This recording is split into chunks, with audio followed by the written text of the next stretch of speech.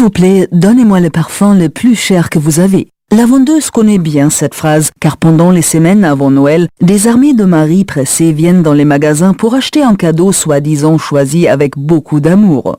Ce que la plupart des gens ignorent, ce qui semble être un parfum exclusif de New York ou Paris a son origine en Allemagne, dans le sud de la Basse-Saxe, à Holzminden sur la Weser. Mais consolez-vous, les habitants de Holzminden ne le savent pas non plus. Noël, époque des parfums, époque des questions. Que vais-je offrir? La dernière solution est souvent un parfum. Hommes et femmes s'en réjouissent. Le parfum nous rend agréable au nez des autres, nous donne un flair international. En fin de compte, les parfums viennent des métropoles célèbres du monde. C'est du moins ce que promettent les emballages. Il faut que ça soit New York, Paris, pour que le parfum fasse vraiment effet. Tu parles. Le bled de province Holzminden, sur la Weser, est la capitale secrète des bonnes odeurs. Et d'ailleurs, si secrète que les habitants de Holzminden n'en ont pas la moindre idée. Oui, c'est plutôt tranquille ici. Une vraie petite ville tranquille. Mais pas si tranquille que ça.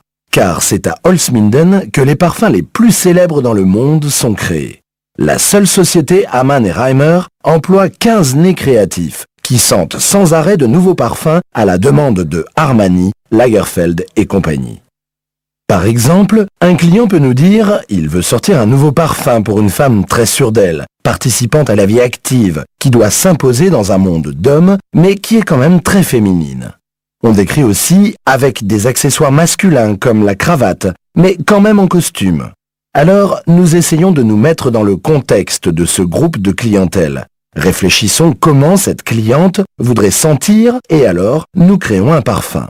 Le capital du mélangeur de parfums est son nez, qui a été entraîné pendant un apprentissage qui dure 5 ans. Nous travaillons avec environ 2000 odeurs différentes et chaque parfumeur devrait toutes les connaître. Ça peut durer un certain temps avant que le parfum soit composé.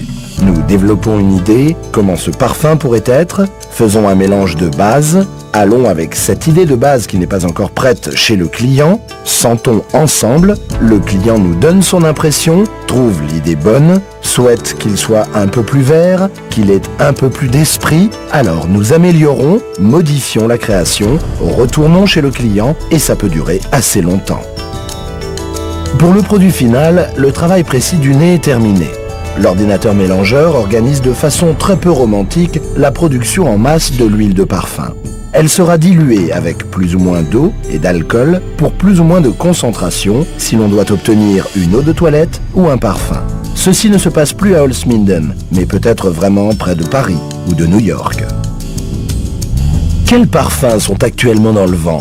Chez les femmes, les parfums légers fleuris aux fleurs blanches, avec de légères notes fruitées vertes arrivent, ainsi que les parfums unisexes. Quoi qu'il en soit, tous ces parfums ont un point commun. Ils taisent honteusement leur origine provinciale, avec raison. Car quelle personne qui se parfume veut savoir qu'elle n'a pas l'odeur de Tokyo, Milan ou Paris, mais l'odeur de Holzminden sur la Weser ?